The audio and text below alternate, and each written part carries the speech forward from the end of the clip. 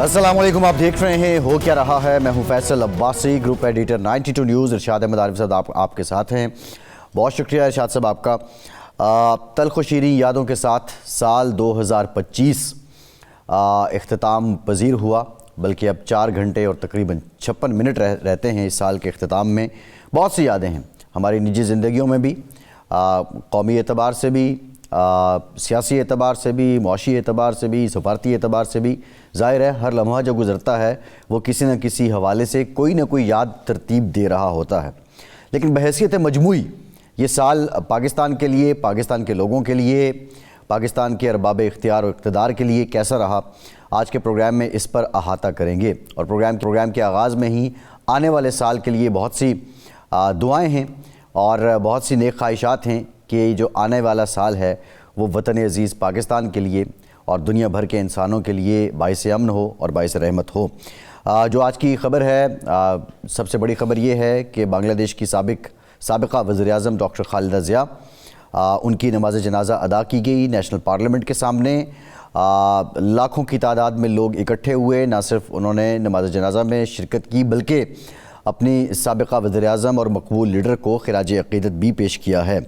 पाकिस्तान की तरफ से स्पीकर अयाज सादिक ने नुमाइंदगी की है और इस मौके पे उनके जो बांग्लादेश आमद थी उस वक्त तवज्जो का मरकज़ बनी कि जब भारतीय वज़ीर ख़ारिजा जयशंकर स्पीकर कौमी असम्बली अयाज सादिक के पास आए, उनसे मुसाफ़हा किया। ये इंतहाई कलील सी मुलाकात थी जिसमें कुछ जुमलों का तबादला भी हुआ है। बहरहाल ये सारी बॉडी लैंग्वेज बताती है कि साल 2025 और बे के बाद का जो पाकिस्तान है डेफिनेटली उसकी जो कामयाबियाँ हैं उसके असरात नज़र आ रहे हैं। पाकिस्तान की सियासत की बात करें तो पाकिस्तान तहरीक इंसाफ के चेयरमैन बैरिस्टर गौहर कहते हैं कि हम मुज़ाकरात की भीख मांगते हैं ताकि हालात व वाक़यात बेहतर हो सकें। लेकिन उसी जगह जो PTI के सेक्रेटरी जनरल हैं सलमान अकरम राजा, उन्होंने इस बात की तरदीद की है। उनका ये कहना है कि हम कोई मुज़ाकरात की भीख नहीं मांगते, अभी मुज़ाकरात के लिए जो हालात हैं वो साजगार नहीं हैं। स्पीकर कौमी असम्बली मलिक अहमद खान साहब की तरफ से ये कहा गया है कि वो उस वक्त लाहौर में मौजूद नहीं थे जब वज़ीर आला KP के पंजाब असम्बली आए। वो अगर यहाँ मौजूद होते तो वो उनका वेलकम भी करते।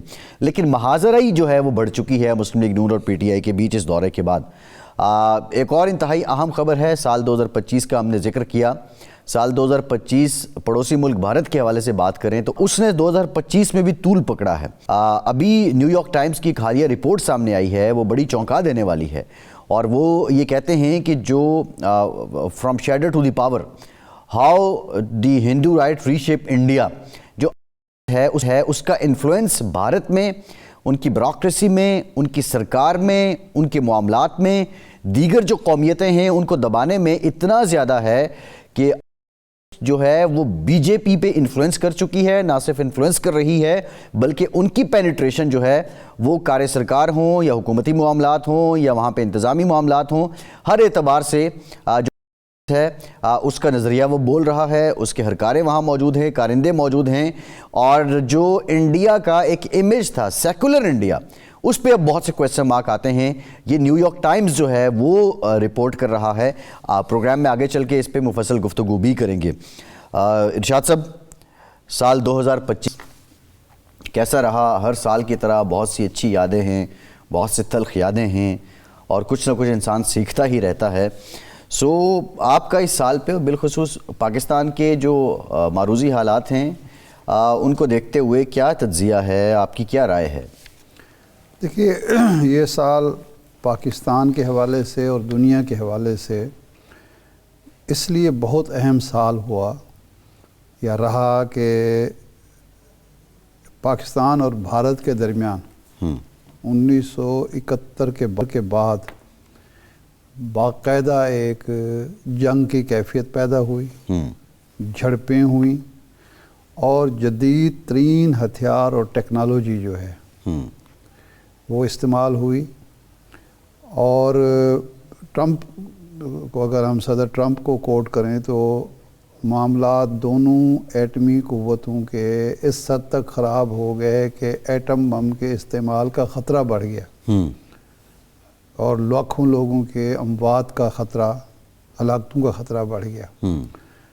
लेकिन अल्लाह का शुक्र है कि जंग फैली नहीं اور پاکستان کی ابتدائی 3 دن کی 4 دن کی کامیابیوں نے امریکہ کو جو پہلے دن لا تعلق نظر آتا تھا، اس کے نائب صدر جو ہیں وہ انڈیا میں موجود تھے اور وہ کہہ رہے تھے کہ یہ 2 ملکوں کا معاملہ ہے، ہمارا اس سے کیا لینے دینا ہے، اور خود ٹرمپ صاحب جو ہیں وہ بھی ایسے ہی بے نیاز لاپرواہ نظر آتے تھے. ان کو مداخلت کرنی پڑی اور مداخلت کر کے وہ جنگ بند کرانی پڑی، اور بند کرانے کے بعد وہ سب سے زیادہ کریڈٹ اسی بات کے لے رہے ہیں. باقی بھی کہتے ہیں کہ میں نے جنگ، یعنی کہ بار بار وہ ذکر کرتے ہیں کہ 2 ایٹمی قوتوں کے درمیان جو جنگ تھی اس کو میں نے رکوایا ہے، اور اپنے آپ کو نوبل پرائز کا حقدار قرار دیتے ہیں اسی وجہ سے، اس جنگ کی وجہ سے. یہ ایک علاقائی واقعہ نہیں ہے، 2 ملکوں کا واقعہ نہیں ہے، کہ عالمی واقعہ ہے جی. اور یعنی اس کے 2 پہلو ہیں، ایک جنگ کا ہونا، اس کا رکنا، اور لیکن اس سے جو اہم چیز ہمارے لیے ہے، ہماری قوم کے لیے ہے، وہ پاکستان کا فتح یاب ہونا ہے، پاکستان کا کامیاب ہونا ہے. اور یہ ہم نہیں کہہ رہے، یہ پاکستان کا دعویٰ نہیں ہے، یہ ٹرمپ کہہ رہے ہیں، یہ پوری دنیا کے ذرائع ابلاغ کہہ رہے ہیں، دفاعی ماہرین کہہ رہے ہیں، پوری دنیا کے جو تجزیہ کار ہیں وہ یہ مانتے ہیں کہ پاکستان نے اپنے سے بڑی 5 گنا قوت کو شکست دی اور اس کی فضائیہ کو مفلوج کر دیا. اس کا جو جدید ترین دفاعی شیلڈ کا پروگرام تھا اس کو مفلوج کر دیا، بیکار کر دیا. S-400 اور اپنی صرف دفاعی صلاحیت نہیں منوائی، بلکہ ٹیکنالوجی، سائنس اور ٹیکنالوجی کے میدان میں جو اس کی برتری تھی اپنی ثابت کی.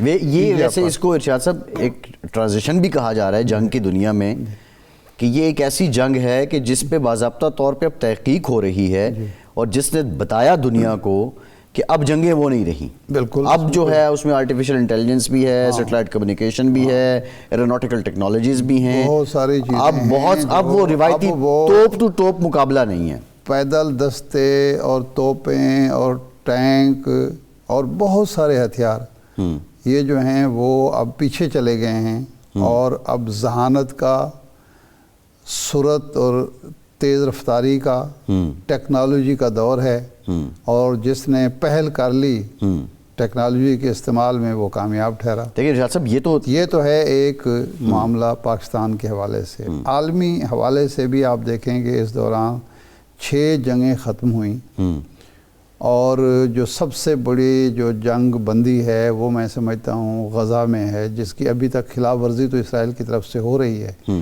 لیکن 2 سال 2.5 سال سے جو جنگ چل رہی تھی اس کو روکا گیا.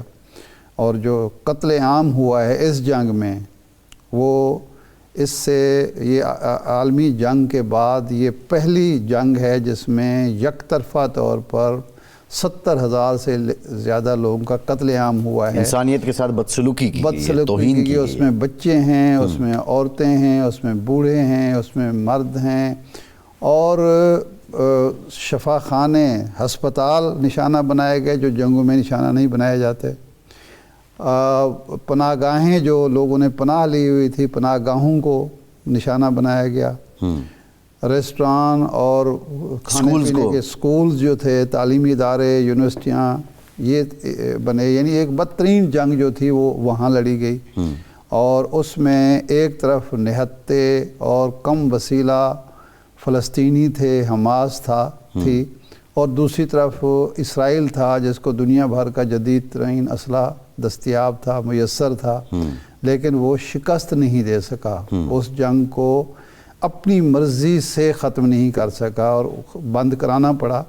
اور بند بھی اس لیے کرانا پڑا کہ پوری دنیا میں آواز اٹھی کہ اسرائیل ظلم کر رہا ہے. لوگ وہ جو یہودیوں کو ایک ایج حاصل تھا کہ جی ہمارے ساتھ ظلم ہوا تھا، تو اب دنیا کہتے ہیں کہ نہیں، یہ ظالم ہیں اور وہ فلسطین مظلوم ہے. اور آپ کی اس بات سے کیا میں یہ سمجھوں، جی ایک ویسے وہ ایک تھیوری ہی تھی، اس پہ ڈسکشن ہوتی تھی، اس کے فار اینڈ اگینسٹ کمنٹس آتے تھے کہ واز ہٹلر رائٹ، مطلب اس نے اس بات کو زندہ کیا کیا. دیکھیں یہ ایک نقطہ نظر سامنے آیا کہ یہ ایک ایسی نسل ہے یا ایک ایسی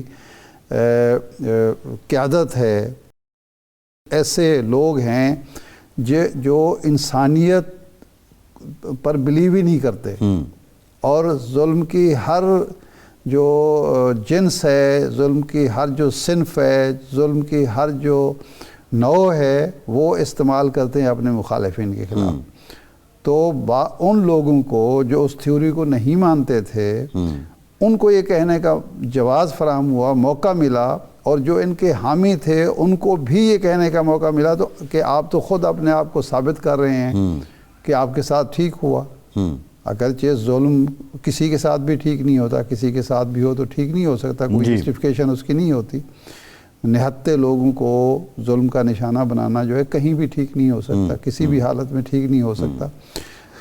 تو یہ ایک بڑی جنگ تھی۔ جی، اس کے علاوہ ایران عراق جنگ ہوئی، اس میں بھی ایران اور اسرائیل کی جنگ ہوئی، اس میں بھی وہ متھ ٹوٹی کہ اسرائیل جو ہے ناقابل تسخیر ہے، اور اس کا دفاعی نظام جو ہے دنیا کا بہترین نظام ہے۔ ایران نے جو پچھلے 50 سال سے پابندیوں کا شکار ہے، جس پر ہر طرح کی اقتصادی، معاشی، دفاعی، عسکری، ہر طرح کی پابندیاں لگی ہوئی ہیں، اور تیل پیدا کرنے والا ملک ہونے کے باوجود معیشت اس کی زبوں حالی کا شکار ہے، اس نے اسرائیل کا مقابلہ کیا، اور اسرائیل خود ٹرمپ نے یہ کہا کہ اسرائیل ہار رہا تھا اگر میں مداخلت نہ کرتا۔ یہ اس لحاظ سے بھی غیر روایتی کہ پہلے 2 روز میں ایران کی دفاعی قیادت تقریباً ساری مار دی گئی، ختم کر دی اس نے، بالکل، اور اس کے باوجود جو ہے پھر گھٹنے ٹیکنے پڑے اسرائیل کو،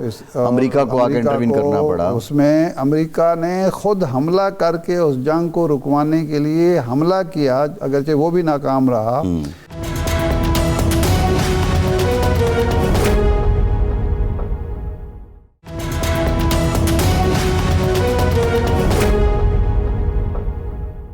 لیکن ایران نے یہ ثابت کیا کہ ہم مقابلہ کرنے کی پوزیشن میں، ہم مقابلہ کر سکتے ہیں۔ اسرائیل اگر مسلمان ممالک، تمام ممالک اور تمام جو خطوں کے لوگ مسلمان ہیں، جن کے پاس وسائل بھی ہیں، جن کے پاس ہتھیار بھی ہیں، جن کے پاس اور بھی بہت کچھ ہے، اگر وہ کھڑے ہو جائیں تو جو ایک میرے جیسے لوگ یہ کہتے ہیں کہ بھی کھجور کی گٹھلی کے برابر ایک ریاست ہے، اگر یہ مسلمان 1.5 ارب مسلمان پھونک بھی ماریں تو وہ اڑ جائے گی۔ اچھا ارشاد صاحب، یہ جو آپ نے بات کی ہے، اس کو باور کرایا ایران نے، اور ٹرمپ نے یہ مانا کہ حالت پتلی تھی۔ نہیں، وہ تو ٹرمپ نے، امریکہ نے موقع دیا ایران کو کہ آپ فیس سیونگ کے لیے کریں ذرا یہاں پہ قطر کے ہماری ایئر بیسز پہ اٹیک۔ دیکھیں ایک بات تو یہ ارشاد صاحب، پھر دوسرا بھی ہوا، اسرائیل نے قطر پہ حملہ کیا، یہ بھی اسی سال ہوا، یہ بھی ایک ٹینشن بڑھی۔ ابھی ریسنٹ 1-2 دن کا جو واقعات ہیں وہ بھی آپ کے سامنے ہیں۔ بنیادی جو نقطہ ہے ارشاد صاحب جس پہ جو آتے ہیں، جو ہم اتحاد امت کی بات کرتے تھے، OIC کے کردار کی بات کرتے تھے، معاف کیجیے گا، کیا پچھلے دہائیوں سے ثبوت تھا، اس میں کوئی تحریک آئی، کسی حد تک ہم بتا سکے کہ ہمارا کہیں اتحاد ہو رہا ہے؟ بالکل نہیں ہوا۔ دیکھیں ان تمام جنگوں میں، اس تمام صورتحال میں اقوام متحدہ ایک مردہ باڈی جو ہے وہ ثابت ہوئی، اور OIC کا تو وجود ہی کہیں نظر نہیں آیا۔ مسلمانوں کے آپس کے جو تنازعات ہیں اس میں بھی کہیں نہیں ہے، کشمیر کے تنازع میں بھی OIC نہیں ہے، فلسطین کے تنازع میں بھی OIC نہیں ہے، تو اس نے تو کچھ بھی نہیں کیا۔ جی بالکل OIC تو مردہ، اور یہی اقوام متحدہ کا حال ہے۔ اب آپ نے کشمیر کا ذکر کر دیا ہے، ٹرمپ صاحب باقاعدہ فخریہ یہ کہتے ہیں میں نے تو 7 جنگیں رکوا دیں اور 8ویں بھی رکوانے لگا ہوں، اقوام متحدہ کہاں ہے؟ لیکن سوال ایک اور بھی ہے کہ اقوام متحدہ کو غیر مؤثر بھی تو آپ کے ملک نے، آپ نے کیا ہے۔ نیتن یاہو اقوام متحدہ کے سیکرٹری جنرل کو تل ابیب میں اترنے کی اجازت نہیں دیتے، اور وہ سب سے آپ کی شے پہ ہی سب کچھ کر رہا ہے، آپ کی شے پر ہوتا ہے۔ یہ بات درست ہے۔ عالمی عدالت انصاف ہو یا اقوام متحدہ ہو، اس کی سلامتی کونسل ہو، جنرل اسمبلی ہو، سب کو آپ نے غیر مؤثر کیا، اور یہ ایک ایسا گھنونا کردار ہے جو امریکہ نے کیا ہے، اور کیوں کیا ہے یہ ابھی ارشاد صاحب آپ نے بات کی ہے پاکستان بھارت تعلقات کی. جو بھارت ہے وہ شائننگ انڈیا، رائزنگ انڈیا، فلاں انڈیا، جو سولو سیکیورٹی اسٹیبلائزر اور گارنٹر اس خطے کا جو بنا پھرتا تھا، اس کے حالات تو آپ کے سامنے ہی ہیں، اور پولیٹیکلی بھی جو ان کو کرائسس ہوا ہے وہ بھی آپ کے سامنے ہے. لیکن حالیہ جو ریسنٹ ہم ڈیولپمنٹس کی بات کریں کہ اب جو مغربی میڈیا تھا، مغرب کا اور امریکہ کا میڈیا، وہ بھارت کے خلاف اس طرح بات نہیں کرتا تھا، لیکن نیو یارک ٹائمز نے جو ابھی لکھا ہے آرٹیکل وہ بڑا انٹرسٹنگ ہے. وہ اسی بات کی پذیرائی کرتے ہیں کہ جو ہم کئی سالوں سے کہہ رہے ہیں کہ جو ہندتوا کا نظریہ ہے اس نے نہ صرف بھارت کا امیج تباہ کیا ہے بلکہ علاقے میں بھی خطرے کی سب سے بڑی علامت بن گیا ہے. اور نیو یارک ٹائمز جو ہے وہ لکھتا ہے کہ کس طرح انڈیا کو ریشیپ کیا گیا، آر ایس ایس کا تسلط کیسے بڑھا ہے، ڈیپ اسٹیٹ کے اندر ان کی پینیٹریشن کیسے ہوئی ہے، اور یہ بنیادی وجہ ہے کہ وہاں پہ انتہا پسندی جو ہے، اور پھر اس کو آر ایس ایس کے ساتھ جوڑا گیا ہے اور باقی قومیتیں خطرے میں ہیں. تو یہ جو انتہا پسندی آئی ہے بھارت میں، کیا یہ 2026 میں اس رویے سے یہ رجوع کریں گے، اس کو ختم کریں گے، کچھ اپنے حالات بہتر کریں گے، یا یہ اسی ڈگر چلیں گے اور 2026 مزید ٹرمائل کا سال ہے بھارت کے لیے؟ عباس صاحب، بھارت ڈے ون سے ایک انتہا پسند ہندو ریاست تھا. بھارت ڈے ون سے تمام اقلیتوں کے خلاف تھا، حامی ملک تھا. البتہ جواہر لال نہرو اور ان کے کچھ ساتھی جو تھے، اور اس سے پہلے گاندھی صاحب نے ایک ملمہ سازی کی، اور یہ دنیا کو، اور خاص طور پر اس خطے کے، چونکہ اس وقت مسلمانوں کی آبادی تو آلموسٹ یہی 20%، 25% تھی، ان کو گمراہ کرنے کے لیے، دھوکہ دینے کے لیے ایک سیکولرزم کا اور ایک روشن خیالی کا، ایک جمہوریت کا، عدم تشدد کا. دیکھیں، یہ اب تو نہیں ہوا نا. گاندھی کو قتل کس نے کیا؟ کسی مسلمان نے تو نہیں کیا، کسی عیسائی نے تو نہیں کیا، کسی بدھ نے تو نہیں کیا. اس کے اپنے ہم مذہب تھے، ہم مسلک تھے، اور اپنے ہی سیاسی جو خیالات کے، نظریات کے حامی لوگ تھے. اور جواز کیا پیش کیا گیا کہ اس نے یہ مطالبہ کیا کہ جو معاہدہ 3 جون کے مطابق آپ نے سرمایہ پاکستان کو واپس کرنا تھا، آپ کیوں نہیں واپس کر رہے؟ گاندھی جو بات کر رہا تھا وہ انڈیا کے خلاف نہیں کر رہا تھا، یا پاکستان کے حق میں نہیں کر رہا تھا. وہ امیج سازی جو ہے، امیج بلڈنگ کر رہا تھا کہ دیکھیں جی، یہ ایک ایسا ملک وجود میں آ رہا ہے جس کا جو باپو ہے وہ اتنا انصاف پسند ہے کہ ہماری خواہشات کے برعکس، ہمارے منصوبے کے برعکس، ہمارے نظریے کے برعکس ایک وجود میں ملک آتا ہے. وہ جو ہے گاؤ ماتا کو ٹکڑے ٹکڑے کر کے ایک ملک وجود میں آتا ہے. اس کے باوجود ہم اتنے انصاف پسند ہیں کہ ہم کہتے ہیں کہ اس کو وسائل ملنے چاہیے. بات وہ جو کر رہا تھا وہ بھارت کے مفاد میں کر رہا تھا، پاکستان کے مفاد میں نہیں کر رہا تھا. لیکن اس کو بھی برداشت نہیں کیا گیا. یعنی عدم برداشت کا یہ عالم تھا. گاندھی کی تعلیمات، نہرو کی سیکولرزم اور جمہوریت پسندی کے باوجود، مولانا ابوالکلام آزاد اس وقت نہرو اس کے صدر تھے غالباً کانگریس کے، اس حالات میں بھی انتہا پسندی اس قدر تھی، تنگ نظری اس قدر تھی کہ اپنے باپو کو قتل کر دیا. جی، کانگریس کو سمجھا جاتا ہے، ہمارے ہاں کئی لوگ ہیں ایسے، یہ بڑے لبرل ہیں، کانگریس یہ جی بڑے وہ تو سیکولر ہیں. جی، لبرل جی وہ تھی، اس کا ختم کر دیا. بھائی سب سے زیادہ ہندو مسلم فسادات جو ہوئے ہیں وہ جواہر لال نہرو کے دور میں ہیں، وہ کانگریس کے دور میں ہوئے ہیں، اندرا گاندھی کے دور میں ہوئے ہیں، مشرقی پاکستان میں. نہیں، ہندو سکھ جو یہ میں آگے آ رہا ہوں، یہ میں صرف ہندو مسلم کی بات کر رہا ہوں. یہ جو بابری مسجد کا واقعہ ہوا ہے یہ کانگریس کے دور میں ہوا ہے. اس وقت تو بی جے پی جو تھی وہ اقتدار میں نہیں تھی. یعنی اس طرح سے مودی اقتدار، بی جے پی کی نہیں، مودی تو اقتدار میں نہیں تھا، بی جے پی تو آ گئی تھی. یہ بی جے پی جو تھی وہ تو ایک سیاسی جماعت تھی، اور ہم نے تو بی جے پی کے ایک وزیر اعظم کو باقاعدہ نشان پاکستان دیا تھا، ڈسائی کو. جب وہ پہلی بار وزیر اعظم بنے ہیں تو ہم تو اتنے خوش تھے، پاکستان تو اتنا فراخ دل ہے کہ ہم نے اس کو نشان پاکستان کا سب سے بڑا اعزاز دے دیا. لیکن اسی بی جے پی کے دور میں یہ کچھ ہوتا ہے. اندرا گاندھی اور کانگریس کے دور میں باقاعدہ آپریشن بلو سٹار جو ہے، آپریشن بلو سٹار ہوتا ہے. یہ اسی دور میں ہوا ہے. اس وقت تو بی جے پی کی حکومت نہیں تھی. تو یہ کہنا بالکل غلط ہے کہ وہ کبھی کسی دور میں بھی کوئی ایسی جمہوری سیکولر ریاست تھی. ہر دور میں کشمیریوں پر ظلم ہوا ہے. ہر دور میں وہاں کے اب تو وہ کہہ رہے ہیں کہ ڈیپ سٹیٹ جو ہے اس میں تو ان کا انفلوئنس بہت بڑھ چکا ہے. نہیں ڈیپ سٹیٹ میں انفلوئنس تو پہلے سے موجود تھا. جو ملمہ سازی تھی، جو نقاب تھا، وہ اتر رہا ہے اب. صحیح ہے. بی جے پی نے یا مودی نے وہ نقاب اتارا ہے. جی.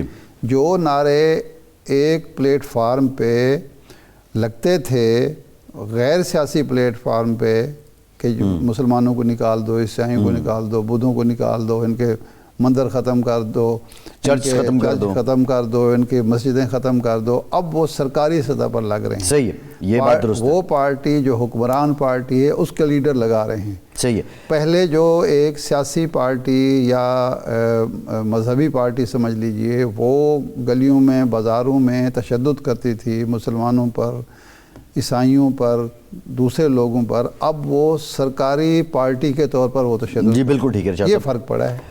یہ آج کی جو امیجز ہیں، امریکہ کو، یورپ کو اب سمجھ آ رہی ہے. ہمیں تو کافی عرصے ہم نے تو پاکستان بنایا ہی اسی تشدد کی وجہ سے تھا. بالکل ٹھیک. اسی ظلم تھا، اسی جو اپنے سے مخالفین کے ساتھ ظالمانہ سلوک تھا.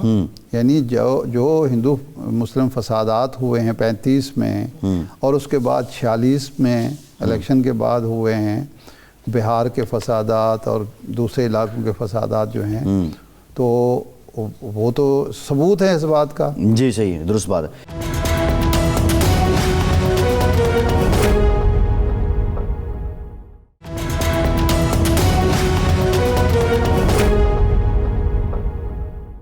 ارشاد صاحب، یہ آج کے جو امیجز ہیں، اسپیکر ایاز صادق صاحب بنگلہ دیش میں خالدہ ضیاء صاحبہ کی جو نماز ہے اس میں شرکت کے لیے گئے.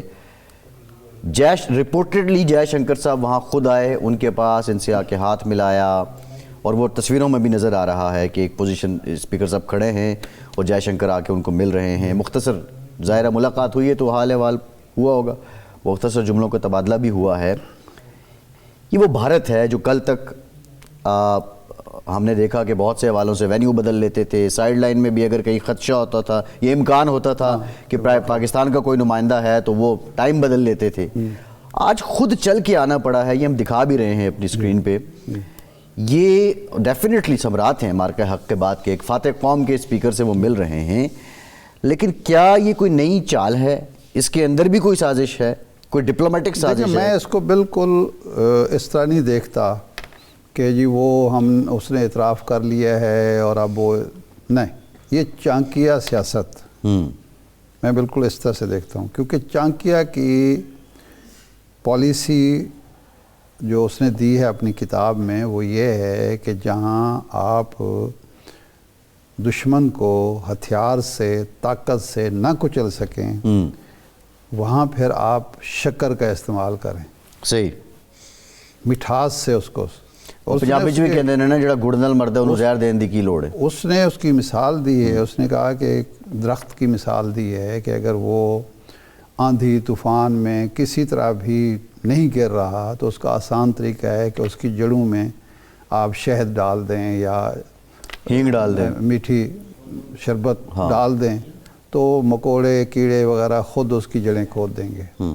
تو یہ چانکیہ فلسفہ جو ہے وہ بھارت کی قیادت، خواہ وہ کانگریس سے تعلق ہو اس کا، بی جے پی سے ہو، کسی پارٹی سے ہو، وہ ہمیشہ یہی رہی ہے. انہوں نے پہلے طاقت سے ہمیں کچلنا چاہا، اللہ تبارک تعالیٰ نے وہ ان کی سازش ناکام کر دی.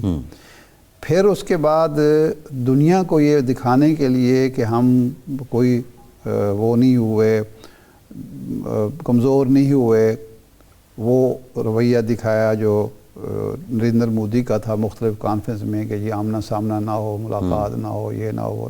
یہ وہی بھارت ہے جس نے آج تک سارک کانفرنس کو ناکام بنایا ہے صرف اس لیے کہ پاکستان کہیں مؤثر کردار اس خطے میں ادا کرنا شروع کر دے. سارک کی جو تنظیم ہے اس کو ناکام کر دیا, پاکستان میں کانفرنس نہیں ہونے دی.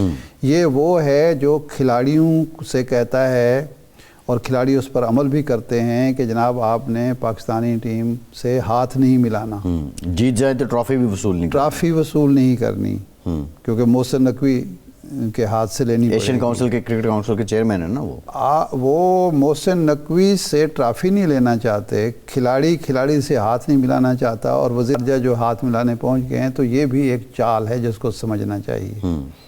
تو اس لیے میں تو اس کو اس انداز میں دیکھتا ہوں جی. لیکن مجھے جو ہے وہ ایاز صادق صاحب کا جانا بہت اچھا ہے. اسپیکر ہیں قومی اسمبلی کے, ان کا اپنا ایک مقام ہے. لیکن میرا خیال یہ ہے کہ خالدہ ضیاء ڈیزرو کرتی تھی کہ اس کے جنازے میں اول تو وزیر اعظم شہباز شریف صاحب کو جانا چاہیے تھا. اگر وہ اپنی مصروفیات کی وجہ سے نہیں جا سکتے تھے تو اسحاق ڈار صاحب کو اس میں ضرور شامل ہونا چاہیے تھا. اس تقریب میں ان کا جانا بنتا تھا. وہ ہماری پاکستان کی دوست تھیں, ان پر ہمیشہ لیبل لگانے کی کوشش کی گئی. تو اور مستقبل جو ہے بظاہر نظر آ رہا ہے کہ اب انہی کی پارٹی کی حکومت آنے والی. جی ہاں, ان کے صاحبزادے کا بڑے روشن امکانات جب ہیں, ایسی صورت میں ہمارے وزیر اعظم یا وزیر خارجہ کا وہاں جانا جو تھا یہ ایک میسیج ہوتا. بالکل, ابھی تعزیت کے لیے بھی موقع تو ہے, جایا جا سکتا ہے. لیکن جنازے میں دیکھیں نا, انڈیا کے ساتھ تو حالات اب اس وقت کشیدہ ہیں نا بنگلہ دیش. ہاں, اس لیے انہوں نے ٹھیک ہے فارن منسٹر بھیج دیا نا. یعنی نہ خالدہ ضیاء کے دور میں انڈیا کے ساتھ اچھے تعلقات ہیں بنگلہ دیش کے, نہ آج ہیں. لیکن حسینہ واجد بھی ان کے پاس ہے. حسینہ واجد وہاں بیٹھی ہوئی ہے جو بدترین دشمن ہے پاکستان کی بھی, موجودہ حکومت کے بھی, خالدہ ضیاء کی بھی. تو اس میں وہ اپنے جے شنکر کو بھیج رہے ہیں. تو میرا خیال تھا بہتر یہ ہوتا کہ جو بھی مصروفیات تھی ان کو ترک کر کے ان کو جانا چاہیے. جی ٹھیک, اسحاق ڈار صاحب کو جانا بنتا تھا. لیکن بہرحال ایاز صادق صاحب بھی چونکہ قومی اسمبلی کے ممبر ہیں, ان کا ایک مقام ہے, تو وہ بھی مناسب ہے. ٹھیک جی ٹھیک. ارشاد صاحب, chairman P T I barrister Gohar کہتے ہیں کہ مذاکرات کی بھیک مانگتا ہوں, حالات بہتر ہوں. سلمان اکرم راجہ صاحب کہتے ہیں کہ مذاکرات کی کوئی بھیک نہیں مانگ رہے ہیں, مذاکرات کا ماحول ہی نہیں ہے. جبکہ سہیل آفریدی صاحب جو ہیں وہ تحریک کی تیاری میں ہیں. پی ٹی آئی کی قیادت کا جو موجود دستیاب قیادت ہے, اس کا یکسو نہ ہونا, یا دوسرے معنی میں کہیں کہ بات بات کی بولی کا سامنے آنا, یہ کتنی جاندار تحریک یا اپنے مقاصد کے اصول میں کوئی حکمت عملی اپنا سکیں گے؟ دیکھیں, اب سمجھ نہیں آ رہی کہ مذاکرات کی بھیک مانگنے کی کیا ضرورت ہے آپ کو. مذاکرات کے لیے تو حکومت آپ کو کہہ رہی ہے. وزیر اعظم آج بھی کہہ رہے ہیں, پہلے بھی کہہ چکے ہیں, اس سے پہلے بھی مذاکرات شروع بھی ہوئے. اصل میں یکسو آپ کو یہ ہونا ہے کہ آپ نے مذاکرات جب کرنے ہیں تو کامیابی تک اس کو لے کے جانا ہے یا درمیان میں مذاکرات کو ختم کر دینا ہے. تو میرا خیال ہے کہ مذاکرات کے لیے اگر شرائط عائد نہ ہوں اور بیٹھنے پر تیار ہو جائیں دونوں فریق, تو یہ ملک کے بھی فائدے میں ہے, جمہوریت کے بھی فائدے میں ہے, پارلیمنٹ کے بھی فائدے میں ہے. بالکل ٹھیک ہے. نعیم حیدر پنجوتھا صاحب نے ہمیں جوائن کیا ہے, بہت شکریہ. وکیل رہنما پاکستان تحریک انصاف کے. نعیم صاحب, بیرسٹر گوہر صاحب حکومت سے مذاکرات کی بھیک مانگ رہے ہیں, جبکہ سہیل آفریدی تحریک چلانے کی تیاری میں ہیں. تحریک انصاف کی اکثریت کس کے ساتھ ہے؟ دیکھیں, تحریک انصاف کی اکثریت جو ہے, یا پوری تحریک انصاف آپ کہہ لیں, وہ عمران خان کے ساتھ ہے. پوری قوم عمران خان کے ساتھ ہے, اور عمران خان کا واضح موقف ہے کہ اسٹریٹ موومنٹ کی تیاری جو ہے وہ سہیل آفریدی کریں, جس کے لیے وہ پنجاب کے اندر بھی گئے, آگے سندھ کے اندر بھی جا رہے ہیں, اور باقی جگہوں پر بھی جائیں گے. باقی رہے گی بات تحریک تحفظ عین پاکستان, تو ان کو خان صاحب نے تحریک کا اور ساتھ مذاکرات کا یعنی بات چیت کا اختیار دیا ہے. اگر وہ کہیں بات کرتے ہیں تو ان کو خان نے اختیار دیا ہوا تھا. پی ٹی آئی کی تو بات نہیں ہے, تحریک تحفظ عین کی. بیرسٹر گوہر پی ٹی آئی کے چیئرمین ہیں, وہ مذاکرات کی بھیک مانگ رہے ہیں. وہ تو تحریک تحفظ عین تو اور ہی سلسلہ ہے. آپ کے جو چیئرمین ہیں وہ مذاکرات کی بھیک مانگ رہے ہیں حکومت سے, اور دوسری جانب سلمان اکرم راجہ اس کو ڈینائی بھی کر رہے ہیں. وہ کہتے ہیں تو یہ یکسوئی کیوں نہیں ہے آپ کی پارٹی میں؟ سیکرٹری جنرل کچھ کہہ رہا ہے، چیئرمین کچھ کہہ رہا ہے۔ نہیں دیکھیں، میں آپ کے سامنے گزارش کر دیتا ہوں، خان صاحب کی جو ہدایات ہیں ریٹن فارم کے اندر آتی ہیں، میں اس گروپ کا حصہ ہوں جہاں ریٹن فارم کے اندر ہدایات جاتی ہیں، اور وہاں پر گور صاحب بھی ہیں، راجہ صاحب بھی ہیں، تو میں نے جو آپ کو موقف دیا ہے وہی موقف ہے خان صاحب کا، اس کے علاوہ کوئی اور موقف نہیں ہے جی۔ نہیں، بیرسٹر گوہر کے موقف کی کوئی حیثیت نہیں ہے، وہ پارٹی چیئرمین نہیں ہے کیا؟ دیکھیں، خان صاحب سب سربراہ ہیں، اور خان صاحب کی طرف سے واضح ہے کہ تحریک تحفظ عین پاکستان جو ہے اس کے پاس مینڈیٹ ہے، پی ٹی آئی کے پاس کسی حوالے سے، مذاکرات کے حوالے سے نہیں ہے۔ خان صاحب نے کہا کہ اسٹریٹ موومنٹ کی آپ تیاری کریں۔ دیکھیں، وداؤٹ جو ہے آواز بلند کیے، وداؤٹ حق کے لیے بولنے، وداؤٹ جو ہے ہمیں پریشر ڈالنے کے، کوئی ہم کسی نقطے کے اوپر کسی سے نہیں پہنچ سکتے۔ آپ کے سامنے معاملہ ہے کہ کیا حکومت یہ چاہے گی کہ ان کا مینڈیٹ جو ہے جو ان کو جھوٹ کے ذریعے ملا ہوا ہے وہ واپس کریں؟ کیا وہ چاہیں گے کہ عمران خان رہا؟ کیا وہ چاہیں گے کہ لوگوں کے بنیادی حقوق کی حفاظت ہو؟ کیا وہ چاہیں گے کہ قانون اور آئین کی مزاحمت کر کے گور نے کہا وہ نہیں چاہیں گے، کیونکہ یہ ساری چیزیں جو ہیں ان کو طاقت دی ہوئی ہے، ان کو کرسی ملی ہوئی ہے، تو وہ کرسی کیوں چھوڑیں گے؟ پنجوتا صاحب، جب پارٹی کا چیئرمین، موجودہ چیئرمین جو دستیاب چیئرمین ہے، وہ یہ کہتا ہے کہ میں مذاکرات کی بھیک مانگتا ہوں، تو وہ جو تحریک کی اسٹریٹ موومنٹ کی بات ہے وہ تو کمزور پڑتی ہے نا۔ تو اس کا مطلب ہے پارٹی نہیں پوچھے گی گوہر صاحب سے کہ جی آپ تو اسٹریٹ موومنٹ کو کمزور کر رہے ہیں، آپ اس طرح کی بات کیوں کر رہے ہیں؟ بالکل، خان صاحب کا جو واضح موقف ہے وہی ہے، اور پارٹی جو ہے وہ خان صاحب ہیں، اور خان صاحب نے جو ہدایت دی ہے اس پہ ہی عمل ہوتا ہے، اس کے علاوہ کوئی اور نہیں ہے۔ چیئرمین ہو کوئی یا سیکرٹری جنرل ہو، وہ بھی خان صاحب کی طرف سے لگائے گئے ہیں۔ تو خان صاحب کی سٹیٹمنٹ میں نے آپ کے سامنے رکھ دی ہے، باقی اگر کسی نے کوئی بیان نیکسٹ بھی دینا ہے تو وہ خان صاحب کی روشنی کے، ان کے حکم نہیں، یعنی آپ کہہ رہے ہیں کہ کوئی حیثیت نہیں ہے بیرسٹر گوہر کی، کوئی حیثیت نہیں ہے سیکرٹری جنرل کی، سلمان اکرم راجہ کی، یہ پھر یہ ہے کس کے لیے، یہ شوکیس میں کیوں رکھے گئے ہیں؟ پھر میں گزارش کی ہے نا کہ پی ٹی آئی کے لیے انہوں نے کہا ہے کہ آپ تیاری رکھیں، اور یہ میں سمجھتا ہوں کہ ہماری تحریک کو نقصان دینے والی بات ہے اس طرح کی اگر کوئی بات کی بھی جائے تو۔ اچھا، یہ تو ہو گیا کہ یہ جو بات کر رہے ہیں گوہر خان صاحب وہ ذاتی حیثیت میں کر رہے ہیں، اور ان کی کوئی مینڈیٹ ان کے پاس نہیں ہے۔ مینڈیٹ جو ہے وہ تحریک تحفظ عین پاکستان کے پاس ہے کہ وہ مذاکرات کا راستہ اختیار کریں یا اسٹریٹ پاور استعمال کریں۔ یہ جو مینا خان صاحب لاہور تشریف لائے وزیر اعلیٰ کے ساتھ، انہوں نے جو زبان استعمال کی اس کے بارے میں سہیل آفریدی نے کہا کہ جی میں اس کا دفاع نہیں کر سکتا، یہ زبان استعمال نہیں ہوئی، لیکن ان کے جو ترجمان ہے شفیع جان صاحب، وہ عظمیٰ بخاری صاحبہ کے بارے میں، پی ٹی آئی کے بارے میں اس سے بھی زیادہ سخت زبان استعمال کر رہے ہیں۔ تو اس کا آپ سمجھتے ہیں کہ یہ قابل دفاع زبان اگر استعمال کریں گے جو ناقابل دفاع ہے تو اس سے آپ کو فائدہ ہوگا یا نقصان ہوگا؟ نہیں دیکھیں، اینٹ کا جواب ہمیشہ سیاست کے اندر پتھر سے نہیں دینا چاہیے، لیکن معاملہ یہ ہے کہ آپ دیکھیں کہ انہوں نے کیا کیا ہے۔ انہوں نے کیا یہ ہے کہ ایک صوبے کے وزیر اعلیٰ کو، جس کو عوام نے مینڈیٹ دیا ہے، جو پہلا ایک ایسا وزیر اعلیٰ ہے، یعنی وہ حکومت ہے خیبر پختونخوا کے اندر جو عوامی مینڈیٹ کی ہے، باقی کسی جگہ پر تو عوامی مینڈیٹ ہے ہی نہیں، اس کے بارے میں آپ کہیں جی کہ وہ دہشت گرد ہے، دہشت گردوں کا سہولت کار ہے، یا سمگلنگ کرتا ہے، یا ڈرگ کا دھندا کرتا ہے، یا اس طرح کے بہتان لگائے۔ آپ نے دیکھا پورے راستے کے اندر جو طوفان بدتمیزی کیا گیا، 700 لوگ ہمارے گرفتار کیے گئے، راہداریوں کے اندر آپ پلانٹڈ لوگ کھڑے کر کے دھکے مروائیں، اور آپ یہ ایکسپیکٹ کریں کہ آگے سے بندہ پھول جڑے۔ انسان ہے، غصہ آ جاتا ہے، ایسی زبان استعمال ہو جاتی ہے۔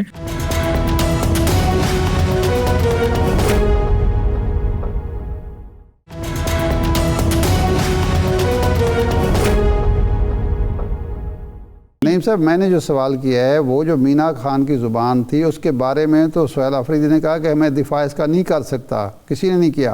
میرا سوال ہے شفیع جان کے حوالے سے، جس نے کسی اشتعال کے بغیر وہی زبان، اس سے بھی زیادہ سخت استعمال کی زبان عظمیٰ بخاری صاحبہ کے بارے میں، وہ آج بھی اسی پر قائم ہیں، تو وہ اگر ناقابل دفاع ہے تو یہ کیسے قابل دفاع ہو گیا؟ اور اگر مثال کے طور پر آپ کے ساتھ بدسلوکی بھی ہوئے تو اس کا مطلب یہ ہے کہ آپ خواتین کے ساتھ اس طرح کی زبان استعمال کرنا شروع کر دیں، اور وہ بھی سرکاری سطح کا شخص جو جس کے پاس عہدہ ہے، ترجمان ہے حکومت کا۔ نہیں دیکھیں، آپ دیکھیں کہ جو خواتین کے ساتھ سلوک کیا گیا، عمران خان کی بہنوں کے اوپر واٹر کینن کا استعمال کیا گیا، اور وہ بیٹھ کے وی لاگ کر رہی ہیں کہ دیکھیں جی عمران خان کی بہنیں جو ہیں ہاتھ کے اندر انہوں نے انگوٹھی پہنی ہوئی ہے اور وہ سٹائل مار رہی ہیں، اور دیکھیں وہاں اس موقع کے اوپر بھی انہوں نے فیروزہ دکھایا ہے، وہاں پر انہوں نے سٹائل بنایا ہے۔ آپ ان کے ذرا وی لاگ سنیں، آپ ان کی ذرا گفتگو سنیں، آپ ان کا پنجوتا صاحب کویسچن یہ ہے، پنجوتا صاحب ہم یہ بات کر رہے ہیں، پنجوتا صاحب ہم جو بات کر رہے ہیں، دینا چاہیے اگر وہ زبان کو لگام نہیں پنجوتا صاحب بات یہ ہے کہ جو یہاں پہ قطعی طور پہ ہم یہ نہیں کہہ رہے کہ وہ جو کہہ رہی ہیں آپ سمجھتے ہیں کہ چونکہ انہوں نے اس میں بالکل دفاع کرتا ہوں، مینا خان کا دفاع کرتا ہوں، میں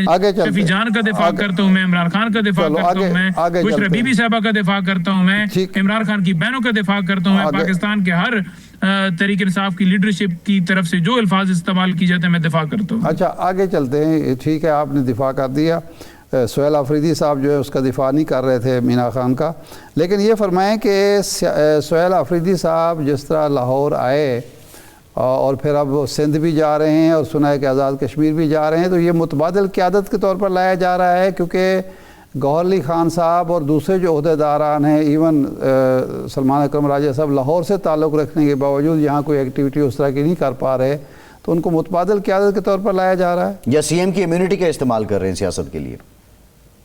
نہیں دیکھیں بات یہ ہے کہ امیونٹی کا استعمال کی بات نہیں ہے، آپ دیکھیں کہ ایک سی ایم کے ساتھ کیا کیا گیا، راستے بند کیے گئے، واش روم تک بند کیے گئے، ہوٹلز بند کیے گئے، جو ہے گلیوں کے اندر وہ فوڈ اسٹریٹ میں جا رہے تھے کھانا کھانے کے لیے، وہ فوڈ اسٹریٹ ہی بند کر دی گئی، تو کون سی ان کو امیونٹی حاصل ہے؟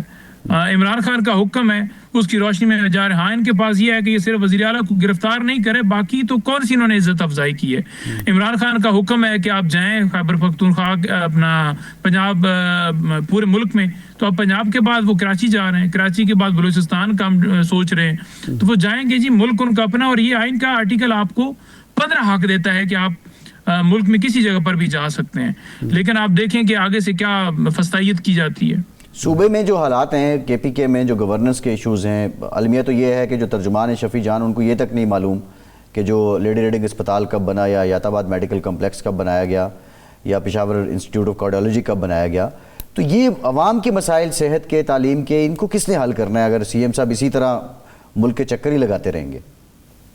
دیکھیں آپ اگر دیکھیں خیبر پختونخوا کے اندر، تو خیبر پختونخوا کے اندر جو ہسپتال ہیں، جو وہاں پر کالجز ہیں، جو وہاں پر اسکول ہیں، وہاں پر جو اساتذہ کی تعداد ہے وہ بڑا زبردست طریقے سے وہاں کام کر رہے ہیں، انفارمیشن ٹیکنالوجی کے اندر انہوں نے بڑا ورک کیا ہے، اور جو ہیلتھ کارڈ ہے انہوں نے 1 کروڑ تک علاج جو ہے اس کی سہولت دی ہے ایک عام آدمی کو، ایک غریب آدمی جس کے پاس کھانے کے لیے یہاں پر پاکستان کے اندر آپ دیکھیں 50% لوگ غربت کی لکیر کے نیچے ہیں، تو ایک عام آدمی جس کے پاس کھانے کے پیسے نہ ہوں، اس کو جو ہے وہ اچھا روزگار ملے، اس کو جو ہے وہ اچھا علاج ملے، اس کو کینسر کا اگر کوئی بندہ ہے تو اس کے لیے شوکت خان صاحب نے بنایا ہوا ہے، تو اس کو جو ہے وہ تمام فیسلٹیز ملے، گردوں کا علاج ہو، پنجوتا صاحب بات یہ نہیں ہے، پنجوتا صاحب حقیقت یہ ہے، پنجاب کے اندر پنجوتا صاحب بات سنیے، گزارش یہ ہے، میرا تعلق کے پی کے سے ہے، بہت اچھے طریقے سے وہاں کے حالات کا اندازہ ہے، اب بنیادی طور پہ جو اصل بات ہے کہ اب جو نیریٹو آپ کا، آپ کی مخالف سیاسی جماعت کے ساتھ آ رہا ہے وہ ترقی کا آ رہا ہے،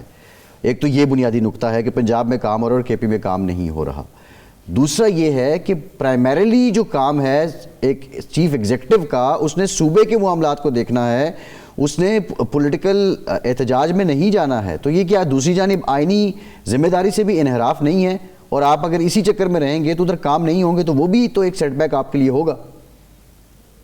نہیں دیکھیں بالکل ایسی بات نہیں ہے کہ ایک وزیر اعلیٰ جو ہے وہ پولیٹیکل ایکٹیویٹی میں نہیں جا سکتا، وہ ایک جماعت کا وزیر اعلیٰ ہوتا ہے اور اس کا حق بنتا ہے کہ وہ جا سکے، وہ تقریر بھی کر سکتا ہے، باقی تمام جتنے بھی وزیر اعلیٰ ہیں وہ تمام جاتے ہیں، گفتگو بھی کرتے ہیں، پرائم منسٹر جو ہیں جیلی مینڈیٹ کے ذریعے بیٹھے ہوئے ہیں، اس کے باوجود وہ جاتے ہیں، تو یہ بات بالکل ایک غلط ہے کہ وہ نہیں جا سکتے۔ دوسری بات یہ ہے کہ دیکھیں ان کا پورا فوکس ہے گورننس کے اوپر بھی، وہ اسپتالوں کے خود جا کر دورے کرتے ہیں، وہ کسی جگہ پر کمپلین ہو خود جا کر اس کمپلین کو حل کرتے ہیں، ان کا امن کے حوالے سے بھی انہوں نے وہاں پر جرگہ بلایا کہ امن قائم ہو، وفاقی حکومت کو انہوں نے کہا، دیگر اداروں کو کہا، وفاقی اداروں کو کہ آپ بھی اس میں پازیٹیو رول ادا کیجیے، اور جو عمران خان کی پالیسی ہے مذاکرات کے ذریعے بات چیت سے تمام لوگوں کو، تمام نمائندوں کو، تمام تمام سٹیک ہولڈرز کو اعتماد میں لے کر اس پر حل نکالی. اس کے علاوہ جو وہاں پر روزگار کے مواقع ہیں اور جو گرین پاکستان ہے اس منصوبے کو بھی وہ آگے لے کر بڑھا رہے ہیں,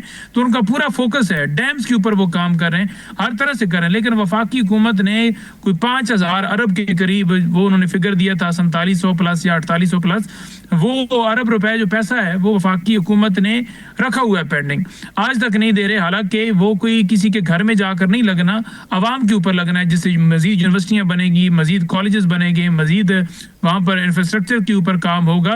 تو ان سے پوچھیں نا یہ کیوں نہیں دے رہے؟ نہیں, یہ پیسہ اگر اس کا والیوم اتنا ہے تو جب آپ کی وفاق پہ حکومت تھی تب لے لیتے, جب پی ٹی آئی کی حکومت تھی وفاق اس وقت لے لیتا.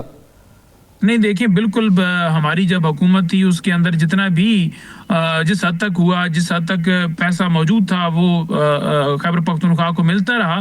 لیکن آپ دیکھیں کہ اس حکومت نے 35,000 ارب روپیہ قرضہ لیا ہے. اگر وہ دن کے حساب سے لگائیں تو میرا خیال میں دن کے حساب سے پتہ نہیں کتنی رقم بن جاتی ہے. تو وہ کہاں پر لگ رہی ہے؟ کیا صرف آپ نے سڑکیں بنا کر لوگوں کو کہنا ہے کہ آپ کا پیٹ بھر گیا ہے, آپ کے بچے نے تعلیم حاصل کر لی ہے, آپ کے بچے نے ڈگری حاصل کر لی ہے؟ ایسا نہیں ہوتا. آپ نے نسلیں بنانی ہے, نسلوں کے اوپر کام کرنا ہے, لوگوں کے اوپر کام کرنا ہے.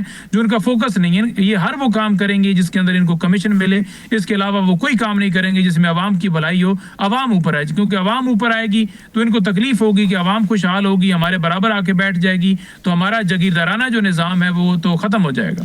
اچھا میاں صاحب, ابھی کل پرسوں ہمارے پروگرام میں تھے علی محمد خان صاحب, انہوں نے یہ کہا کہ جی مذاکرات ہونے چاہیے, اور جو لوگ مذاکرات کی مخالفت کر رہے ہیں وہ کوئی بہت اچھا نہیں کر رہے. خاص طور پر انہوں نے کہا کہ جو لوگ سوشل میڈیا سے ڈالر کما رہے ہیں وہ مذاکرات کے حق میں نہیں ہیں, وہ ہمارے مقاصد کی تکمیل میں رکاوٹ ہیں. تو آپ کی پارٹی کے اندر بھی اس کا مطلب ہے کہ کچھ لگ رہا ہے, اور یہ گوہر علی خان کے بیان سے اور سلمان اکرم راجہ کے بیان سے بھی لگ رہا ہے کہ ایک گروپ ایسا ہے جو مذاکرات چاہتا ہے اور پی ٹی آئی کے پلیٹ فارم پر مذاکرات چاہتا ہے, اور مخالفت سے وہ سمجھتا ہے کہ ہمارے کارکن کی تکلیف میں اضافہ ہو رہا ہے, پارٹی کے اندر مایوسی پھیل رہی ہے. تو یہ کیا اس مسئلے کو آپ حل کر رہے ہیں؟ دیکھیں, میں یہ سمجھتا ہوں کہ اس سے پہلے خان صاحب نے جب اجازت دی تھی مذاکرات کی, 3 مہینے انہوں نے ہمارا وقت ضائع کیا. اس کے بعد بھی علامہ راجہ ناصر جاچکزئی صاحب نے گفتگو کی, کیا اس کے اوپر پیش رفت ہوئی؟ آپ نے دیکھا کہ ایک طرف انہوں نے اس سلامی کے اندر بات چیت کے حوالے سے اپنا دروازہ کھولا, اور دوسری طرف آپ دیکھیں اڈیالہ جیل کے باہر بہنوں کے ساتھ ہمارے ساتھ کیا سلوک کیا گیا.